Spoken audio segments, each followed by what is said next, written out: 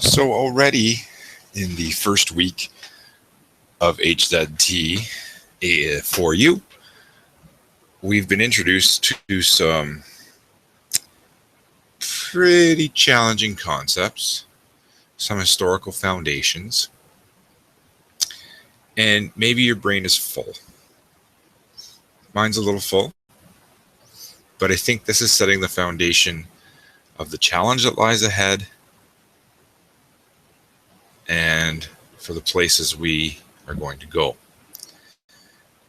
So I'm going to just read you a passage from it's a brief passage from the Philosophy Thinkers, Theories, and Questions textbook, which is produced or published by McGraw-Hill Ryerson and written by Dr. Jeff Stickney, who works for the York Region District School Board, and he's also a lecturer for the Ontario Institute for Studies in Education, and he's also a lecturer at the University of Toronto. So maybe after this week, we can kind of ask, what is the discipline of philosophy? And we could probably philosophize about that and debate that. Well, it's easy, and this is coming from Dr.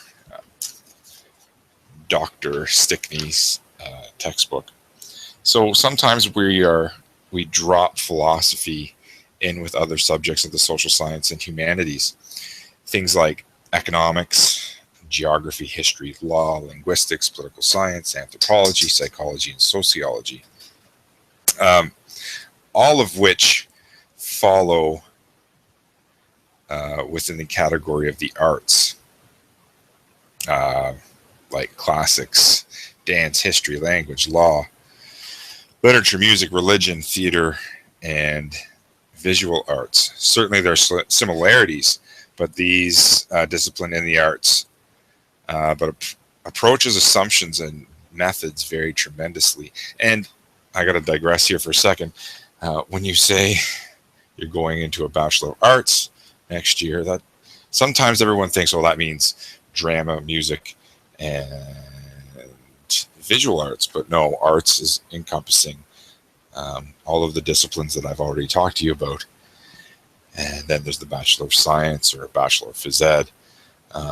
But Bachelor of Arts is kind of all encompassing and doesn't necessarily mean that performing arts. And I think that's a general misconception that many people have.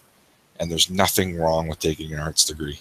Okay? For some reason, I think in society, we have put math and science up on a pedestal and maybe not given arts enough credit.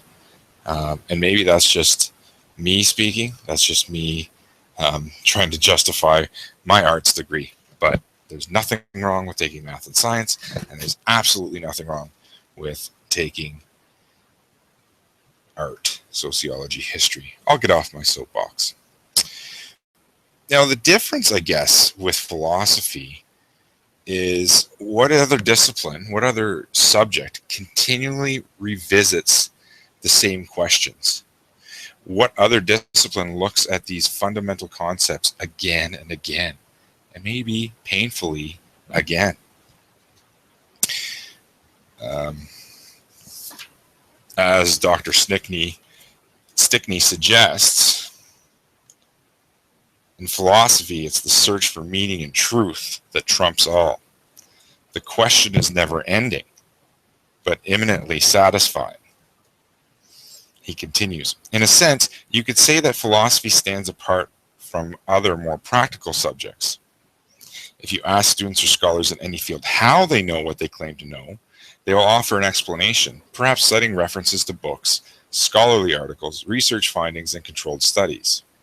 You might also ask why it is that we know when, apparently, we believe at least, other species do not. Finally, just what responsibilities come with our in-depth knowledge? Thinking about responsibility of knowledge.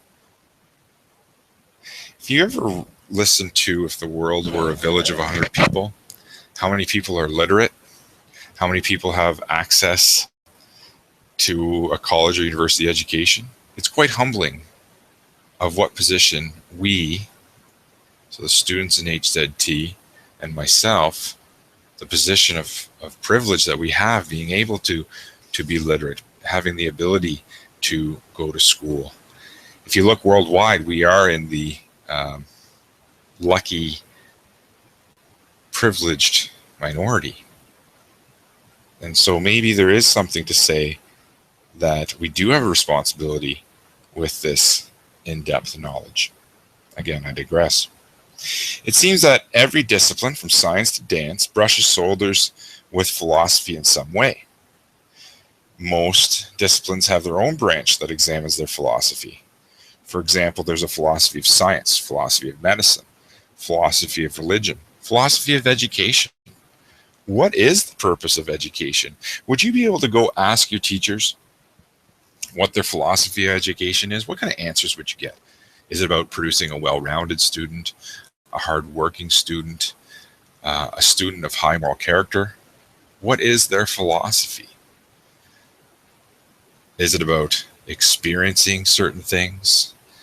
Is it about becoming obedient and being able to take instructions? I don't know. And I think the philosophy of education has changed even since your parents were in school. Now, asking the basic but probing questions of who, what, where, when, why, and how carries us beyond the ordinary and simple. That's just the basic or meta level of philosophy, which is parallel to peering deeply into a mirror and allowing the mind to associate, contemplate, and reflect freely. Through great discipline in contemplating the question philosophy asks, you will ultimately have a clear understanding of the problems and questions you encounter. As we devolve into philosophy, a new subject in your course of study thus far, I would imagine, you may realize that unlike math, there's a little agreement among various schools of philosophers, and what follows is not always an advancement of the thinking that preceded it. You may also realize you will not continue to ask the same questions, going back to the ancient thinkers for inspiration. Aristotle was perhaps the first to observe there were both constructive and deconstructive approaches. Some philosophers actually devote their entire life's work to building intricate systems of thought in which they endeavor to combine the different methods of philosophy.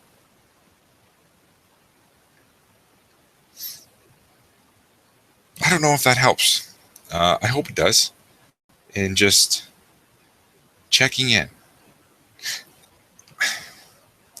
So yesterday when I assigned you to research a philosopher, the question I had is, in the next generation, or 100 years from now, will there be any, who will be the philosophers of our generation? Will it be Bill Clinton? Will it be Bill Gates? Will it be Nelson Mandela? Or do people in popular media have an opportunity to go down as philosophers? Is there a legit chance great musicians, great lyricists? Yesterday I joked about Drake, sort of. But is it possible that a hip-hop artist could go down as a great philosopher 100 or 200 years from now? That's messing with my brain a little bit. Think about it. Anyways, just checking in. Wanted to read you that excerpt from McGraw-Hill Ryerson's textbook, Philosophy Thinkers, Theories and Questions, by Dr. Jeff Stickney. I thought he did a good job kind of just taking us a step back before we go forward. I know it's challenging, ladies and gentlemen, but this will prepare you to think and to write. And I'm excited for the rest of the way. Thanks for putting up with some of the tech glitches. And again, I look forward to your interactions. Take care.